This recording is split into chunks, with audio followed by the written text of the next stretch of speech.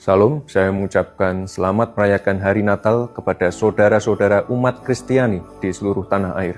Semoga Natal tahun ini dapat menjadi momen penuh sukacita dan kedamaian bersama keluarga serta orang-orang terkasih. Dalam momen yang baik ini, saya juga ingin mengajak seluruh masyarakat untuk bersama-sama mendoakan saudara-saudara kita di Sumatera yang menjadi korban bencana banjir dan longsor.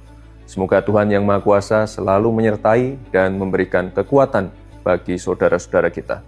Terakhir, saya juga mengucapkan terima kasih kepada jajaran TNI, Polri, ASN, dan seluruh komponen bangsa atas kontribusi aktifnya dalam menjaga arus mudik, serta menciptakan suasana Natal dan Tahun Baru yang aman, damai, hikmat, sesuai arahan Bapak Presiden Republik Indonesia. Selamat Hari Natal, semoga damai sejahtera senantiasa menyertai langkah kita semua.